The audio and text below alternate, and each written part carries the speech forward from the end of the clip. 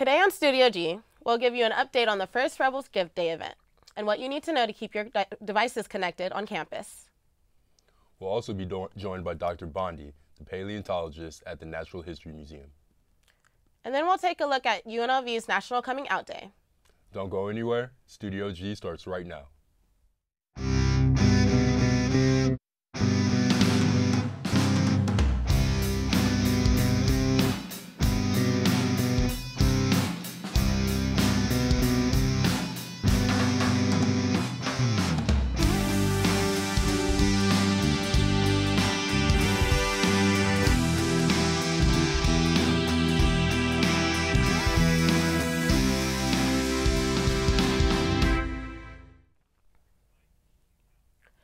Thank you for joining Studio G.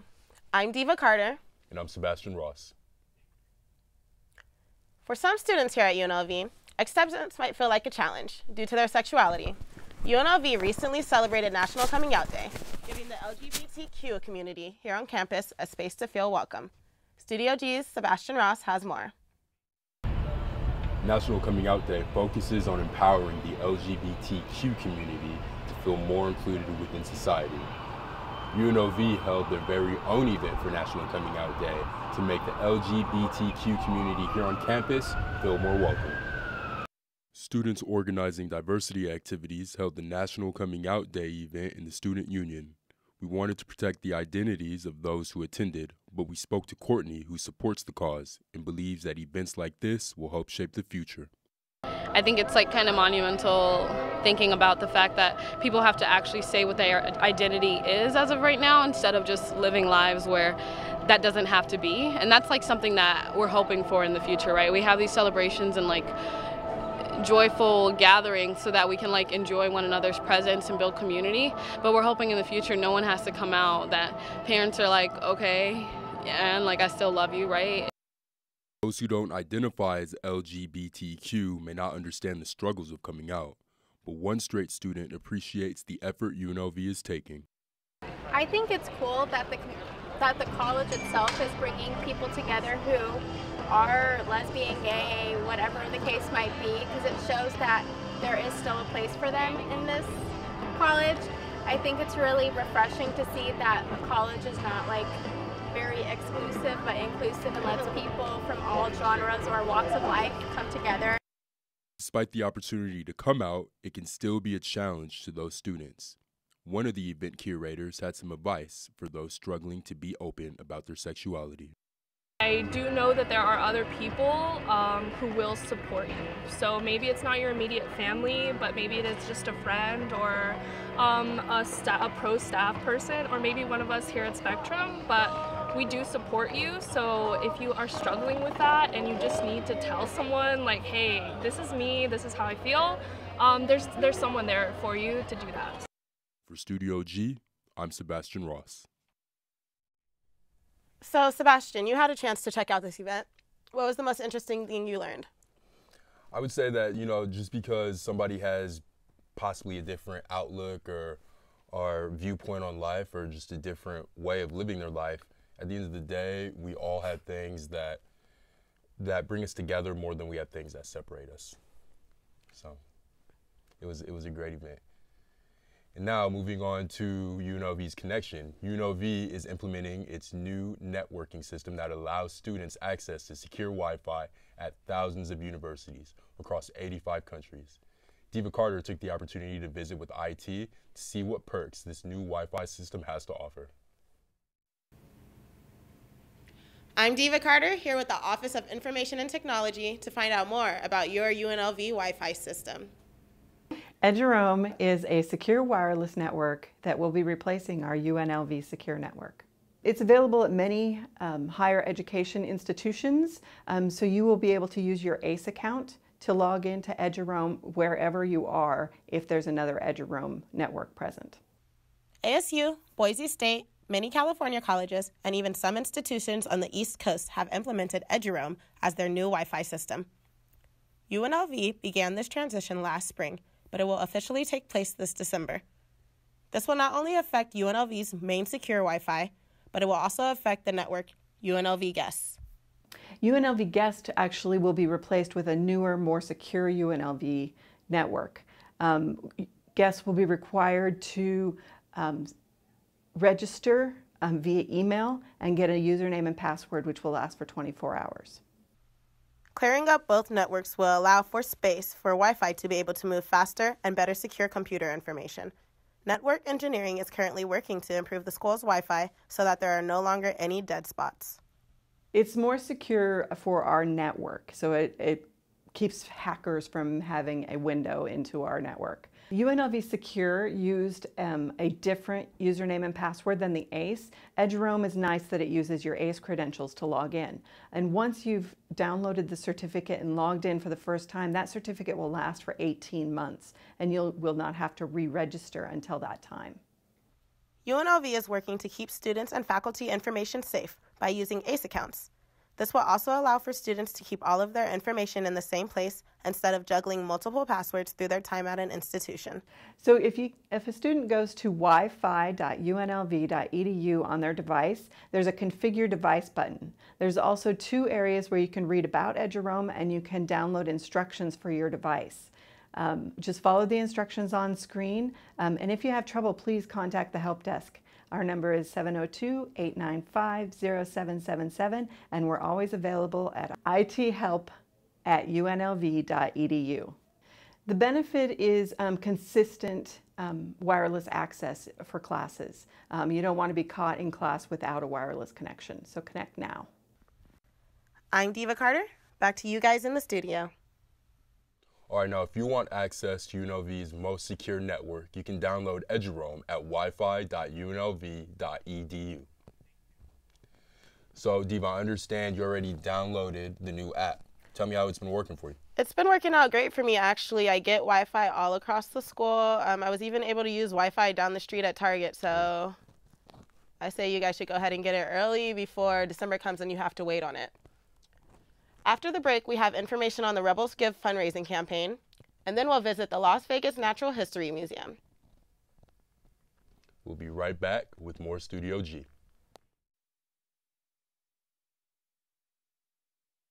1.5. You're going to hear Dr. Gary Larson along with our regular contributors talking about what matters to our community.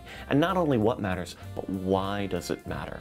We look at our community as a whole, but we also pay special attention to what's happening here at UNLV because that's our home as well. So looking at our metropolis through the lens of a radio show really gives us the unique perspective to tell a story through words and through people.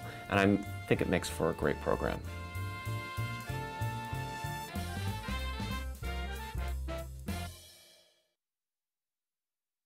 We are member supported.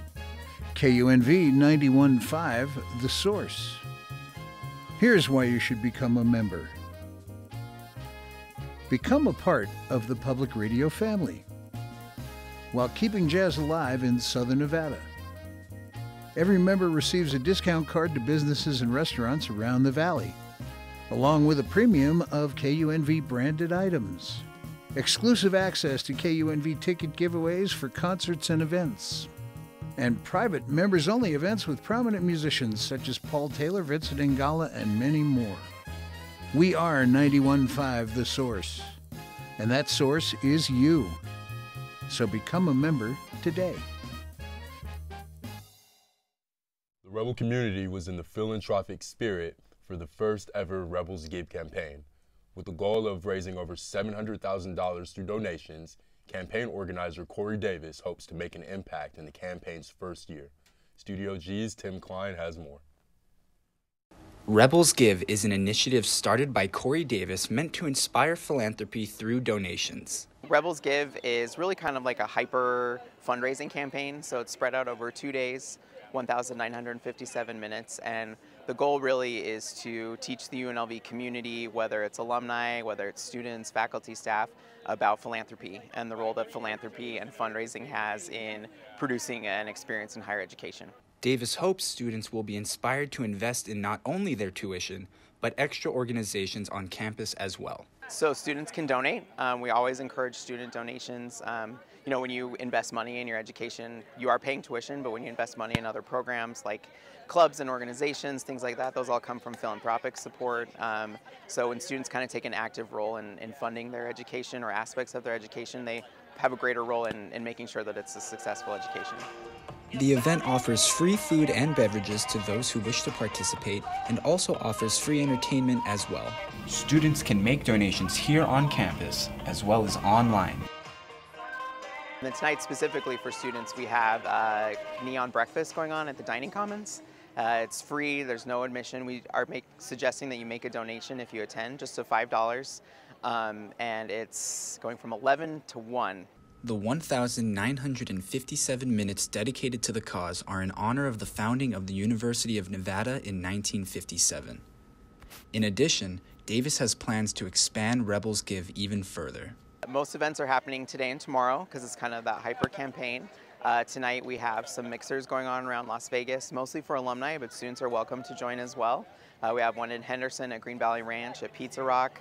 We'll be at Summerlin at Aces and Ales in Summerlin. We'll be at Lazy Dog at Town Square. And then we hope that this is a tradition that UNLV will continue for years to come. It's not just something we're doing this year, it's something we'll do for a long time. For Studio G, I'm Timothy Klein. The Rebels Give donation campaign raised over $900,000, and we at Studio G would like to thank all those who donated. I understand that the event was filled with students from our community. Did you happen to participate? You know what, I was actually out shooting a story, but I did get to see the Rebel community come out and support the Rebels Give event, and I think we're on the start of, you know, something really positive for the community here at UNLV. That's good to hear. I'm definitely going to try and make it out next time. From Egyptian tombs to dinosaurs and rocks, the Las Vegas Natural History Museum brings it all together. Studio G's Arlette Youssef takes a closer look.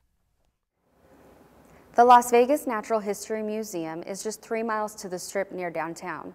It is home to Egyptian artifacts and dinosaur fossils, among other exhibits. The hippopotamus behind me can be found in the Prim Family Africa Gallery. The museum is 26 years old, and we're really the only museum in Las Vegas that takes a global approach with our exhibitions. We have animals from all over the world. We have an African room, and the kids in the community call us the Dinosaur Museum, so we're very proud of that. We have a recreation of King Tut's tomb. There are only 2 sanctioned reproductions of Tut's tomb in the world, and we have one of them. All of the things that we have were made in Egypt by Egyptians, and they were all sanctioned by the Egyptian government before they were sent to Las Vegas. In our prehistoric collection is a fossil of a Rhynchotherium. It is a 3.5 million year old elephant that is the best specimen of a Rhynchotherium in the world. One of the newest things that we have in the museum is our Paleo Lab that is only about 1.5 years old, the only paleo lab in the state of Nevada. And some of the very interesting finds that are happening around the state. The fossils are ending up in our lab. All of our paleontological and archaeological artifacts from around the state of Nevada come to this lab. Any fossils that don't come to this lab, we're losing out of state. So almost every single paleontological project being worked on right now comes through this lab at some point, because we are a federal and state repository for keeping Nevada's natural history here in the state. So some projects around the lab that we're working on. We have some 20 million year old mammal bones from Esmeralda County. On the back tables back there, we have some 20,000 year old mammoth skull material that came from southern Nye County. The big lump of sandstone behind over my shoulder back here, that's a 100 million year old dinosaur bone that we're working on from Valley of Fire State Park. So almost every single dinosaur bone that has ever been discovered in the state of Nevada is here at the Las Vegas Natural History Museum. If you want to come see your dinosaur history, this is the place to come check it out. For Studio G, I'm Arlette Youssef. You can visit the museum every day from 9 a.m. to 4 p.m. It's $12 for adults and $10 with the military or student ID. After the break, we have Dr. Bondi, curator of paleontology and former UNLV professor. We'll be right back with more Studio G. You make friends, you gain skills, you learn how to do all this stuff with audio. It's a fantastic thing. I can grow with everyone and everybody supports me as well as I can support them. I think it's great. I think it's a blessing to have this kind of equipment from the Green Spun family as well as the state of Nevada. And it's really informative to see, how a radio show really works. Now that I do it, I have friends, I have people that want to hang out, and I get to play music a lot. It's very good too because we have all the top of the line equipment to work with and students here that can help you out, so it's a very, very good way to get involved in the radio.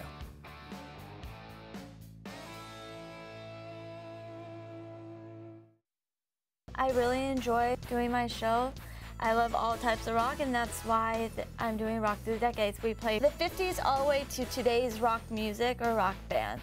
I want them to get the appreciation of how much rock has changed over the years and how it's still really great. You can never kill rock. I mean, rock is like the way to be, the way to go. The name of my show is Rock Through the Decades, and I am Rockin' Gemini. You can listen to this on the Rebel HD2 network.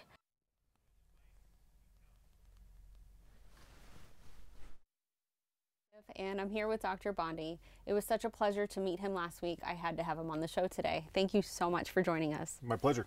Perfect. So please tell us about yourself. I know you were here at UNLV before you were at the museum. Right. So I used to be an assistant professor in residence over in the geoscience department for about 5 years.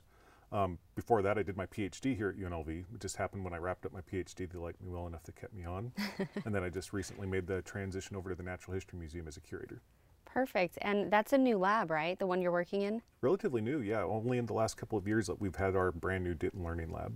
Awesome. And so what are some of the things that you're doing in there? Some of the projects we're working on, as you probably saw in the piece, we're working on dinosaurs from across the state, from state lands and federal lands. We're working on Ice Age fossils from our new Tule Springs Fossil Beds National Monument, Ice Age Fossil State Park right here in the Las Vegas Valley, dinosaurs from Valley Fire. We cover almost the entire geologic time span in our lab. Awesome. So I know you had mentioned it's very important that all of these fossils do come through your lab. Why is that so important? It's important because before we had our lab at the Natural History Museum, fossils traditionally had to leave the state in order to be conserved, and so other states were telling Nevada's natural history stories. Now with our lab, we can keep those stories here and keep that more of a local story, which is more important and more engaging for local visitors, of course. Absolutely. And even the students, right? Some students have their projects going on in there? Yeah, so I haven't completely cut ties with UNLV, so we still have a number of UNLV students who are volunteering and doing their projects in the lab. So a couple of graduate students are working on their dissertations and their master's theses. We have some undergrads in geoscience that are also volunteering in the lab to get practical experience for their resumes. Awesome. So, okay, I'm really excited about this. I hear you get to name a dinosaur and some of these students get to be involved in that. Can you please tell me about it? Yeah, so back in 2008, we found a dinosaur, or at least a partial dinosaur in Valley Fire State Park. We went and excavated it, or at least a chunk of it, and brought it back to the lab. But until the Ditten Learning Lab was up and running, we didn't have space to prepare it. And so graduate student Becky Humphrey from geoscience, a master's student, decided she was going to tackle this as part of her master's project. And so it won't actually be me naming this dinosaur, it'll be a UNLV grad who ends up naming this dinosaur. That's It'll be really Nevada's exciting. first dinosaur species. Wow, that's amazing. I know you guys had also the, I can't say the name, so I'm not going to try, the first elephant of that particular breed. You guys had that come through? The big four-tusked thing? Yeah, I took a picture of it. Marilyn said the name. I didn't even try to say it again. I assume it's the Rhynchotherium. Yes, thank you. Yes, so if you come down to the museum, on display is the real specimen, and it's the most complete and best example of that species of four-tusked elephant-like animal that existed on the planet. So we have researchers that have traveled from Brazil, from Mexico, from across the globe to come study our specimens. That's exciting. So what is your favorite exhibit that you guys have received, or favorite artifact, I should say? My favorite artifact that we've received is kind of like a body of artifacts. So since the 1990s all the way up until the early 2000s, all the fossils that were excavated on the north end of the Las Vegas Valley from all these Ice Age deposits went to San Bernardino County. With a new partnership with the Bureau of Land Management, they had us from the Natural History Museum, a bunch of UNLV volunteers, and even Dr. Rowland from the Geoscience Department. We went down to San Bernardino, grabbed all of our Las Vegas fossils, and brought them back. So they're all home now. That's so exciting. So I was really thrilled to get to see everything that I saw. The bones were just crazy. I mean, those would eat me alive in a second. It was just crazy to see that. I'm so glad that you came to share this with us. Oh, my pleasure. Thank you so much. Back to the studio. You don't get to do an internship, you have to do an internship. It's one of the requirements for a journalism major. You have to do an internship before you can graduate. Definitely having an internship as a requirement really helps push yourself out there and to just remind you that, you know, that your graduation is coming up soon. You're going to have to need some work experience in your career. So it's really good to put yourself out there early on, and they tend to help students a lot more. So when you do a student internship, it really helps out a lot.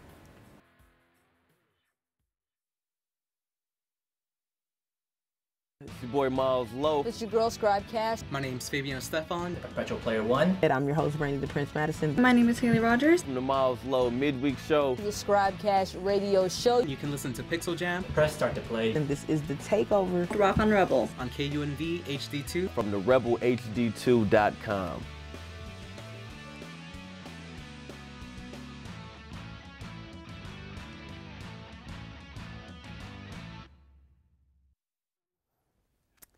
How's it going, Rebels? Welcome to another weather forecast. Timothy Klein here for you. If you look to the right of your screen, you can see on average we're looking at about 66 degrees today. So you can expect it to get a little cooler as this week progresses. The high is going to be 74 and the low tonight is actually going to be a 57 degrees. So expect it to drop tonight. All right, goes for, oh, clicker's broken. Okay, goes to our weekly forecast tonight. There it is, okay.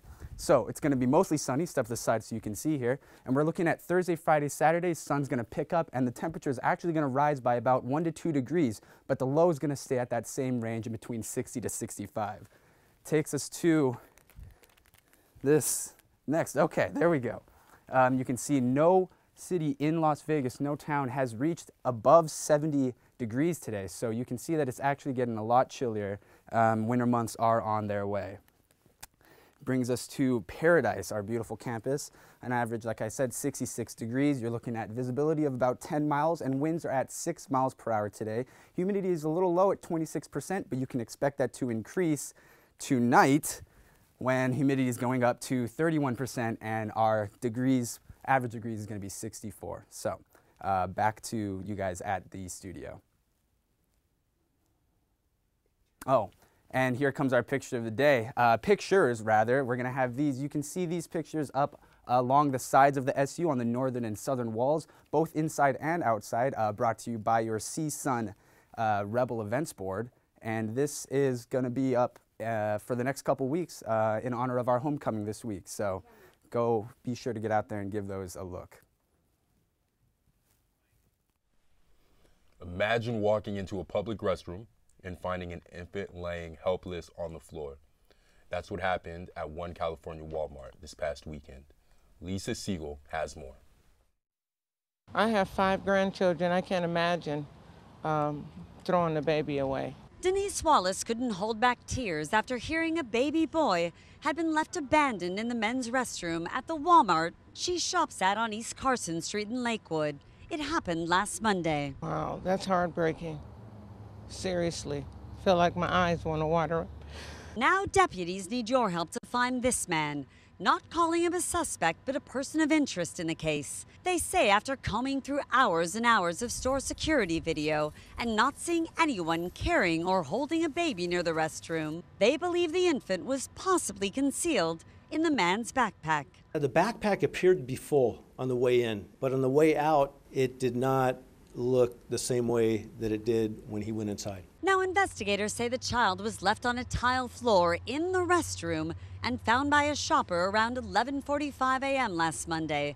They described the baby as African American, between 12 to 15 months old, weighing about 20 pounds with black hair and brown eyes. They say while this man may have a perfectly good explanation, his behavior was very unusual. He did not have license plates on his car. He parked as far away from the front door that was possible, where there was no other cars. When he walked in the Walmart, he walked directly to the men's bathroom. He was there for a couple minutes, and then he's seen leaving, walking back to his car.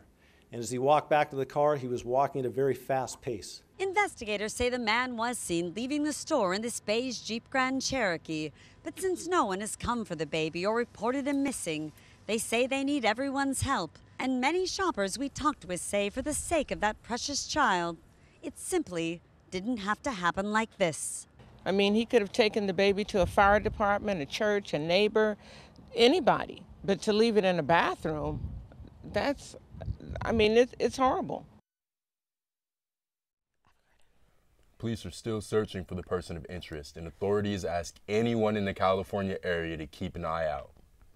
So, I mean, that's such a sad situation, and that's crazy. And I think it just highlights the importance of just parents being responsible. And if you're going to take on the responsibility of having a kid, you have to take on the challenge of raising the kid and, you know, being effectively in the kid's life. Or else, you know, there's other options or alternatives such as, like, you know, adoption. So, really sad story. There's also places like fire places will take your baby, police stations. There's so many things that you can do where you don't have to leave your baby just out there helpless. So, I mean, and if you need more information about that, you know, just go on the internet and you can easily find resources to take care of that situation or to find a possible solution.